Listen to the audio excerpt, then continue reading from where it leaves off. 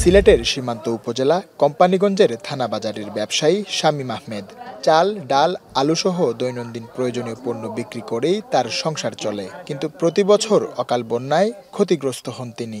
উজান থেকে নেমে আসা ঢলে মুহূর্তেই ধলাইয়ের পানিতে হারিয়ে যায় তার দোকানের মালামাল। একবারের ধকল কাটিয়ে পুনরায় ঘুরে দাঁড়ানোর আগেই আরেকটি বন্যা। তার কপালে চিন্তার ভাঁজ নিত্যদিনের। গত 2 বছর আগে আমাদের এই দোকানে অনেক ক্ষতিগ্রস্ত হয়েছে। আমরা অনেক চাল ডাল নষ্ট হয়েছে। সেম এবারে 2024-এ আমার দোকানে অনেক চাল ডাল এবং নিজেদের অনেক কষ্ট হইতেছে। নিজের বাড়িতেও পানি, কিছু মাল আমরা তুলতে পারি না এই পানির জন্য। অনেক স্রোত পানি, তারপরে নৌকা পাওয়া যাচ্ছে না। এই সব রাস্তাঘাটই বন্ধ। বিগত কয়েক বছরের বন্যার কাছেই এভাবেই বারবার বিপর্যস্ত হতে হচ্ছে সিলেট অঞ্চলের মানুষকে। কেউ হারান তার পালিত পশু, কেউ বা তার ঘরবাড়ি। বন্যায় দুর্ভোগ যেন নিয়ম হয়ে দাঁড়িয়েছে দেশের উত্তর পূর্বাঞ্চলের মানুষের জন্য। বাইরে যেটা জিনিসপত্র আছে তো পানি নিয়েছি তো বাসায়া, এই যে অবস্থা এখন তো ধরার মতো না। এই আর কি, আর ধান ফানলেও তো কষ্টটা আছে, গরু বাছুর লিয়া। বাচ্চাকে তো সহ স্ত্রী না তুইয়া আমরা স্বামী স্ত্রী থাকছি সহির মধ্যে মুগামুগি আছে, আমাদের গাদা সরকারটা আছে, এটি দেখে দেখে রাখন লাগে। জায়গায় পাক করি আমরা আডু পানি, কোনো নান্দা বাড়া নাই, খাওয়া দাওয়া নাই ঠিক মতে।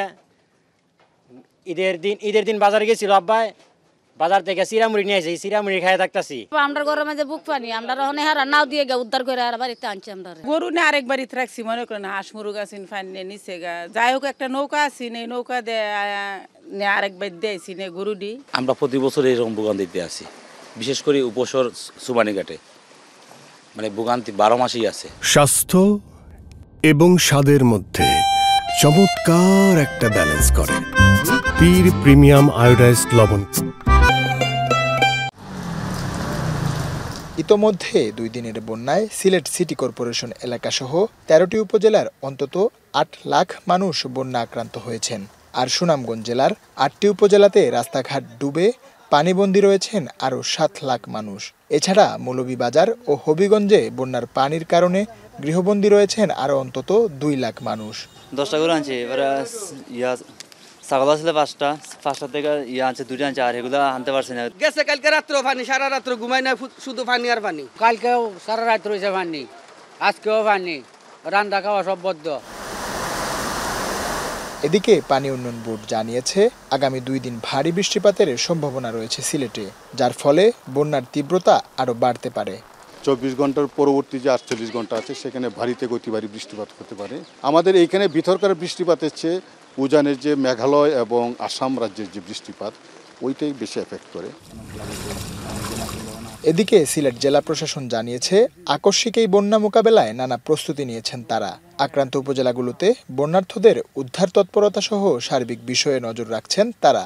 প্রত্যেকটা ইউনিয়নে আমরা উপজেলার একজন কর্মকর্তাকে ট্যাগ অফিসার করে দিয়েছি। স্থানীয় জনপ্রতিনিধি, সেখানে শিক্ষা প্রতিষ্ঠানের শিক্ষকবৃন্দ, স্থানীয় স্বেচ্ছাসেবকবৃন্দ, তাদের সমন্বয়ে বন্যার তথ্য পেলে, হঠাৎ করে পানি চলে আসলে তাদেরকে যেন আশ্রয় কেন্দ্রে আনার প্রয়োজন হলে এই টিমটা যেন সার্বিক কার্যক্রম পরিচালনা করতে পারে। ত্রাণ বিতরণের প্রয়োজন হলে তারা যেন সার্বিক তদারকি করতে পারে।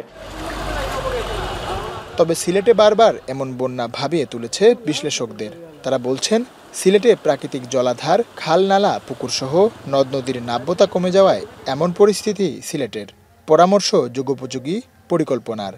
এই বৃষ্টি পানিটা মানে ধরে রাখার জন্য যে পুকুরগুলো ছিল, জলাশয়গুলো ছিল, সেগুলো বন্ধ হয়ে গেছে। 2 নাম্বার হচ্ছে যে পানি শোষণ করার জন্য যে খালি জায়গা ছিল সেগুলো বন্ধ হয়ে গেছে। 3 নাম্বার হচ্ছে যে পানি যে পরিবহন হবে, সেই যে ছড়াগুলো, খালগুলো, নদী, এইগুলো ভরাট হয়ে যাচ্ছে। তো স্বাভাবিকভাবেই এই 3টা কারণে, 3টা ভাবে আমরা পানিটা কমে যাওয়ার কথা ছিল, সেটা কিন্তু হচ্ছে না। এদিকে বন্যার সাথে সাথে সিলেটের পাহাড়ি এলাকায় সতর্কতা জারি করেছে আবহাওয়া অধিদপ্তর। বন্যার সাথে পাহাড় ধসের শঙ্কাও দেখা দিয়েছে দেশের উত্তর পূর্বাঞ্চলের জনপদে। রাকিবুল রাফি, এখন, সিলেট।